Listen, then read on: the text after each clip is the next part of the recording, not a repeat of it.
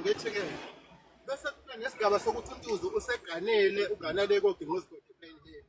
Right, ngilandela nje unga-understand kwami nge-voice note. Bese ganele uNtuzu ePlain Hill ingane ayisekho. Kwiqiqi manje sokhona isimo somkhonto osowukhona osophethwe uGugu ukuhlasela uNtuzu. Lo mkhonto uqhamuka uNtuzu uhamba wahlasela emzini wakhe noma uhlaselwa khona la ekhaya. Usebuye nini ukuba la ekhaya uNtuzu? And then futhi inkulumo yakhe isekuthenini njengoba ngangikubalulele kuma-comment ukuthi ukungezwani libe nizalwa umama oyedwa nobaba oyedwa kuba nomthelela omubi. Kwane-statement asibekile sokuthi laphaya endlini kaMdekadeka into okuthiwa uxabana into abangayazi bayasukela into engekho. So umkhonto usuphakama kanjani ebantwini abasha abazalwa abashadikazi abangaxabani na? Iphinde iqhubeke inkulumo yakhe. Ekuqaleni wa-accuse uGugu ukuthi ulenzele icala kwakhulunywa as umndeni. But futhi uma soyilalela inkulumo yakhe emveni kwaso sonke lesikhathi uthi yena bebesalindile ukubona ukuthi uGugu wayenza yini lento noma cha noma akayenzanga. Ngazi noma nizwile into yophathi leyo noma mhlambe mina ongayi-understandi kahle yona. Inkulumo ebengizenza kule voice note eziphuma kuHafu. Iyangidida-ke lento-ke ngoba mina umthetho angiwazi. Ngingafike ngivulele icala le-rape manje bese liyekwa lingakhulumi. Ekuhambeni kwesikhathi bese kuzoba khona ukuxabana kwami nomuntu oyekade ekhulume ngecala nami. Uma sesixabana nalo muntu icala eselivuka manje selibhekana nami sokuyile rape akusona ne-assault. Lishintsha kanjani icala le-assault liyoba i-rape? And ecourt kuyiwe nini kovula icala le-rape? Kuyiwe sokuqhatsheni kwaphakanyiselwana imkhonto na noma lento lecala le-rape lavula before kuphakanyiselwana imkhonto na? I-misunderstanding yami lapho. Ngokwami ukucabanga nokuyibona lento ukuthi-ke bafethu yazi ukuthi izinto eziningi ezikhulunywayo la zingaphenduka zibe yi-prep nakubona labantu laba okuyibona esikhuluma ngabo manje ngoba nabo bane-defense system abayisebenzisayo njengamanje futhi kuyasetshenziswana kunabantu abathize engicabanga ukuthi basebenza nabo ukuze kuchithwe lento lecala likaGugu libheke ngakuyena ngoba indlela esengibuka ngayo mina ngathi bona bafuna uGugu aphume ejele kodwa aphume engathi kuyenzelelwa engathi uyaxolelwa umndeni uGugu aphume ejele ebe enecala ngoba bayabona ukuthi ukuphuma kweqiniso kuzogcina kuba khona abantu abaningi abangena enkingeni ngalolu daba likaGugu ngoba zange lube lenzeke ngendlela ekahle from the beginning. So engicabanga ukuthi-ke manje into eseyilwelwa ukuthi uNtuzu akabe safe onina wengane, ingane ayibe safe, le state asingasiwishwa according to i-statement bona asebesiphethe njengamanje. Mina engifisa ukuthi-ke uHafu akuphendule ukuthi angifuni ukukhuluma into eziningi ezitheni ezozingilethele amazenzo kodwa ngifisa kube khona umuntu ozobuza uHafu ukuthi le ngane uNonto ngesikhathi ifika esigabeni sokuthi-ke manje siyaqoma iyakhulelwa ingane yokuqala kwenzekani esifeni sayo kwenzekani ngesikhathi ukhulelwe? Amaphi ama-complications abakhona? Bangakhona yini isimo sokuthi kuthiwe njengoba ukhulelwe kuney'nkinga ezinje bahamba baye ebantwini ababonayo kwafika kwathiwa cha kunenhlambuluko okumele uyenze ukuze kulungiswe. Akasichazeleke uHafu ukuthi eyiphi le nhlambuluko-ke ingane yayikhipha emva kwalokho ukuze igcine seyizele ingane yayo ingabi nankinga. Ukuphi ukuhlambuluko kwabakhona? Yahlambuluka ingane yathini? Bathini bona bewumndeni emva kwalokho? Ize siqedeke indaba yokuthi ingane yalikhuluma iqiniso. Thina engingakhuluma engifuna ukuthi abantu bakwazi banginemibuzo eminingi eyokuthi umphakathi wawuthuleleni. Bakithi ngifuna lazi ukuthi thina asihambisani nokuhlukumezeka kwabantu besifazane ney'ngane. Sasingeke si-entertain indaba ukuthi kuthiwe uGugu udlengulile bese thina sithathe i-personal figure yakhe or i-personal structure noma indlela esim-understanda ngayo sithi cha guys lento ikhulunywayo ayikho.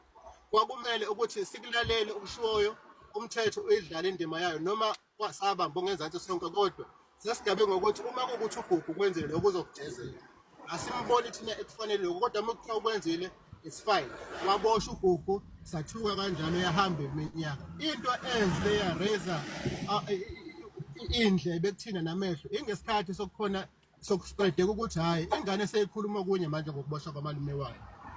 Lento-ke manje eyafike phinde futhi yafaka ingcindezi kubantu ukuthi-ke manje njengoba uGugu ehlezi lapha sekuvele ukuthi akazange ayenze lento. Kumele kube khona ama-processes enziwayo ukuthi akakhishwe. Imibuzo beyifika futhi-ke ukuthi uma ngabe ekhishwa uzokhishwa ayohlala laphana kamdikadika yena uGugu noma kuzomele ayohlala esihotsheni ngoba uma kuthi kumele akhishwe ayohlala lapha bazohlalisana kanjani, yabona. So ezinye zey'nkinga-ke ebezifike zibe khona-ke kithina ekuthenini lezi zinto zikhulumeke nanokuthi ngale ngasekhaya kunalento ukuthi iy'ndaba zemizi yabantu azingene noma kuyizihlobo whatsoever kodwa iy'ndaba zemizi yabantu ziyazingangena. Thina siyazingena manje ngoba siyayibuka lento ukuthi ibuhlungu kangakanani. Wesiphathi sithole i-opportunity thina yokuthi sikwazi ukuthi siyikhulume ngoba ikwazile ukuvela ngale ndlela evele ngakuma-social platforms. Kwakwazi ukuthi-ke sibe nendlela yokuthi nathi singakhuluma ngale nto le ngoba nathi singamazi lo muntu, siyayazi into okukhulunywa ngayo, siyizwile futhi, yabo. Otherwise ukuthi bengazange ngibe khona le video bekuzoba nzima ukuthi kube khona ukuthi ikhulumeke le ndaba ngale ndlela ekhulumeka ngayo. Futhi ukuthi le ngane ayizange ifike esigabeni sokuthi ikhulele kuze kube nama-complications, ingabe ayizange mhlawumbe ivele le ndaba ukuthi kanti vele kwayesekuqaleni azange enze lutho uGugu. But njengamanje sokukhulumeka ukuthi yenzeka lento njengoba ekhuluma nje nomfowethu lo ngale ndlela akhuluma ngayo, kuyasiconfuse-ke thina singabantu ukuthi kanti beyisukephi yona kwayona le ndaba ukuthi kube khona isimo sokuthi le ngane ilikhulume iqiniso ngale ndlela elikhulume ngayo. Kanti-ke okuningi engingakusho ukuthi engicabangayo ukuthi okuyibona abaliphethe leli cala sebeke baxhumana noGugu njengoba soke sathola khona la enkundleni zokuxhumana, banayo information esolid from uGugu ukuthi icala liqale kanjani from the beginning. Kuningi okwaziwa abaphethe icala njengamanje esingakwazi thina as public, and enginesiqiniseko sabo ukuthi labantu abaphethe icala sonke siyabethemba ngoba sokunemiphumela eminingi abayenzile ukuphathwa kwamacala afana nalawa. Ngakho-ke sinako ukuthemba ukuthi uma kukuthi kukhona iqiniso elingekho ngalento bazokwazi ukuthi bakurivile lokho. Uma futhi kuwukuthi lento le ekhulunywayo okuthiwa yenzeka ayikho, bazokwazi futhi ukuthi babuyele kuthina basi-expose ukuthi guys ayikaze yenzeka into enje ukanje kanje. Angazi uma sengikante kakhulu nibafethu ngizocela ukwehlela ngenzansi ngoba khona nami ngisendaweni endlela. Kodwa ngicela ukuvela nje nombuzo wodwa ukuthi ingane isola bani? Alo? Ngicela ukubuza ukuthi ingane isola bani ukuthi icala ukuthi impukwa kaMdlengulanga sisho nje ukuthi ukhona nimtshelayo lo lapha ekhaya. Ukufika kwalento ke thina ngizothi siwumphakathi ukuthi kwaba khona inkinga yabakhona nje bengingachaza ngendlela eyafika ngayo kumina ukuthi kwaba khona inkinga yokukhulula kwentombazane yaba ney'nkinga okuyiyona nto eyagcina seyenza ukuthi-ke akahlambuluke ukuze akwazi ukuthi azale kahle ingane yakhe, yabona. Yaspreadeka, yabona, noma ngabe liphi ilunga lomphakathi ongathi uma ufika eFacebook ulibuze ngale ndaba uzokutshela same thing ngoba sonke sazi into eyodwa, yabona. Sonke siwumphakathi sazi into eyodwa ukuthi ukagcina sekukhulumeka into efana nale. Iyona lento eyenze ukuthi sizithole sesiphatheka sesiba nokucikeka samalungu omphakathi ukuthi lento lena kanti kumele kuze kube njani, kumele kuze kuthiweni ukuze lento ilunge. Kwaphela manje uma ngabe intombazane seyikhulumile lento eyikhulumile ayilungiswe phela ngendlela akwazi ukuthi akhululeke lo oboshwe lento angayazi lapha ejele. Akusho ukuthi thina silwele ukuthi uGugu akaphuma ejele into akayenzanga ngoba sikubukela phansi indaba yokubezeka kwabantu besifazane ney'ngane. Cha, yingoba sak-understanda sakwamukela siqale thina ukuthi sibe ney'nkinga uma sesizwe ukuthi kukhona isimo sokuthi lo mbhema akayenzanga lento ngoba ingane ithi, yabona. Okungenzeka futhi njengamanje seyinkulu into eseyisetshenzwa maningi imihlangano ekhona ziyashintsha i-statement ukuze kuseveke umuntu owavula icala ngendlela wrong ney'nkulumo ezabakhona ezirong ezagcina futhi sezenza ukuthi lo mfowethu abhade ejele ngento engayenzanga. Mina ngiyafisa manje ukuthi akafike ubhuti lo la kula veke zosichazela nathi ukuthi kahle kwenzakalani na ngokwakhe simfake nathi imibuzo ngoba lento uyikhulume ngoba eseve thina kade sikhuluma nogogo eceleni izolo kade simcelile futhi naye ukuthi akake ukuthi ubhuti Gugu mase sephuma ngoba khona into enhle esifuna ukuthi simenzele yona sama-tiktokers ngicela ukuthi angasilahlekeli abe nathi axhumane nathi ahlale nathi ngoba uyena umuntu oseduzane okwazi ukusondelana nathi ulive ngehlezi siwuvula siyalandela futhi ukuthi kwenzakalani semva kwakho ubhuti sinaye so sengifuna ukuthi ngelinye ilanga mayikhona kube khona into enhle esifisayo ukuthi sinenze lona sama-TikTok so bengingafisa ukuthi mangathiwa sithola mhlawumbe omunye wabo angabe uTuzu noma ulo umalume lo bhuti ake naye asichazele naye simuzwe ukuthi uthini simfake nathi imibuzo asinikeze isikhathi nje sithole naye isikhathi simfake imibuzo ongakwazi mhlawumbe ukuthi leyo nto ingenzeka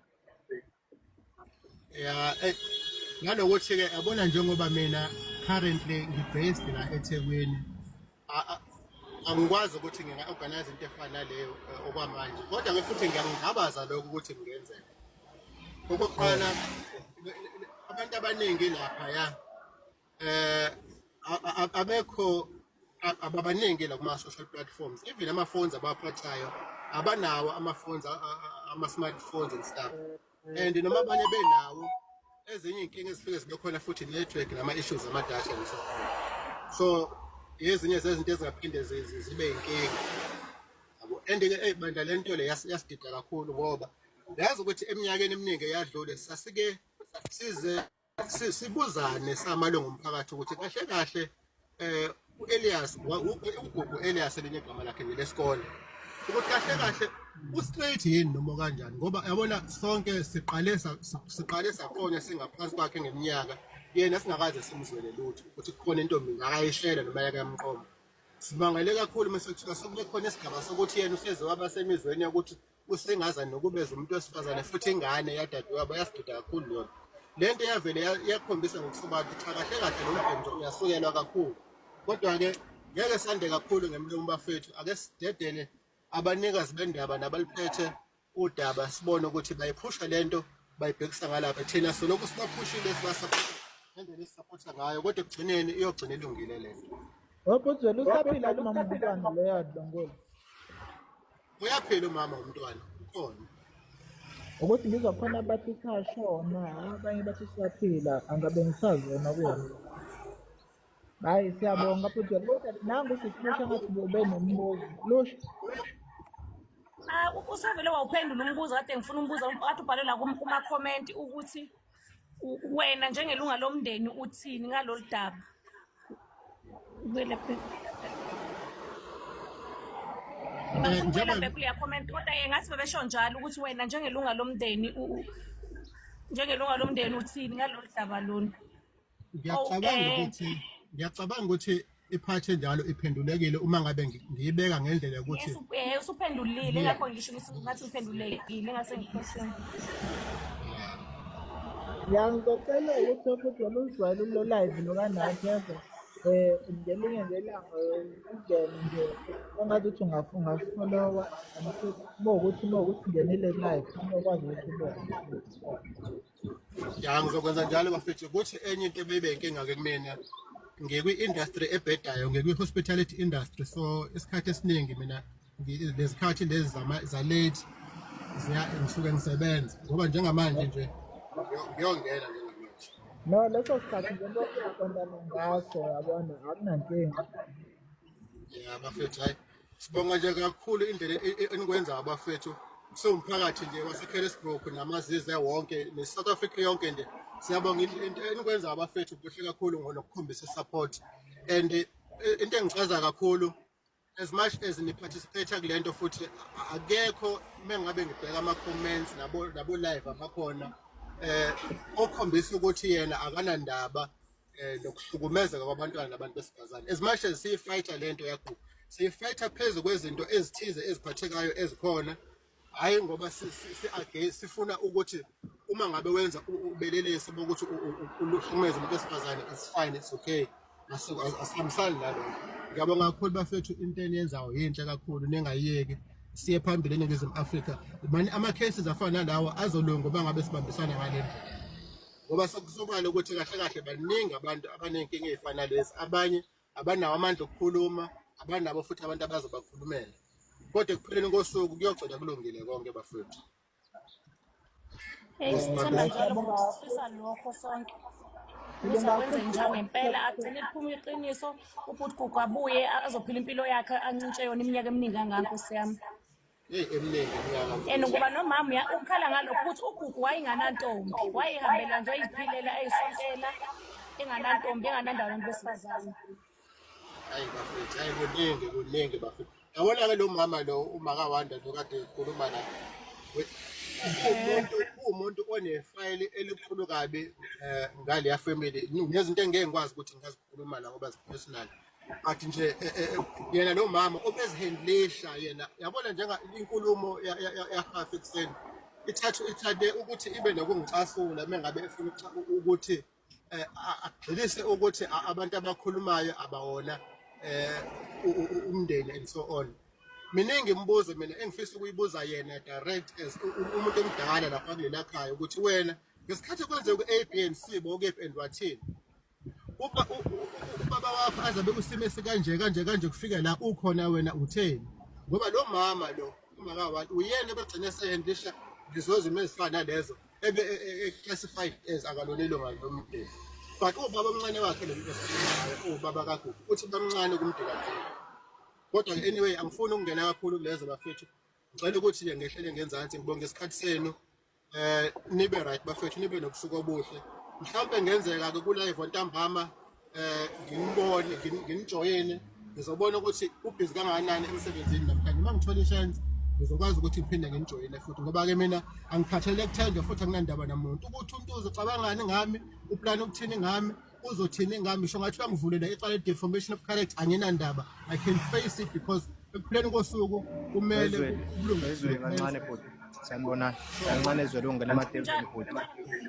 Ngiyacela wezwe ngicela ungapheli kulo live futhi ngiyacela kunokuningi engiyafika manje. Kunokuningi esengikuzwe kuwena ngicela kulo live ungapheli mase uthola nje awushare lo yedwa i-cellphone number yakho ukwazi ukudlula live futhi kuthinde sikuze ukuthi ubhizi kangakanani futhi ngoba kunezinto esisafuna ukuzilandela kulo live esizizwayo ukuthi sithethe umnyombo wesitori. Ngiyacela ukuthi ube ngumuntu okhona. Ngiyabonga, ngiyaxolisa ungena emathubeni.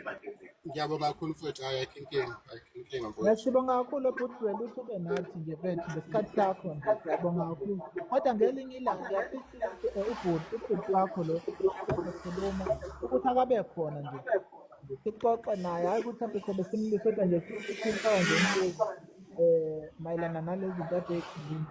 Hello Mzansi, welcome to Mkosi Mzansi. If today is your first time visiting this channel, please do the right thing and click the subscribe button, and also don't forget to smash the like button. Iyaqhubeka nokutrenda indzaba yabhuti Gugu aDlamini lolo laphana eNew Prison longenele liqala loku ahlukubeda ngemaqansi le yena asho ukuthi akakaze ayilende lena leke bekuyi live ala bekhuluma khona azwili umakhelwane kena awabo bokubhuti Gugu Dlamini lena yavakalisa ukuthi lendo ayikho Nkosi yami alena ale bhuti Gugu Dlamini asolwa ngayo guys ngendlela bamsengatha ngakhona ubhuti Gugu kuyakhombisa ukuthi hayi cha mane babambene Nkosi yami abantu bayiningizimu Afrika bamfuna aphumile ubaba Gugu laphana ejele. Sisho njalo sithi justice for ubhuti Gugu Dlamini, sifuna kumbona abuyile. Please do comment what you think below down in the comment section. Don't forget to hit the notification bell so that you can be notified whenever I upload a new video. This is the end of my video. I am signing out.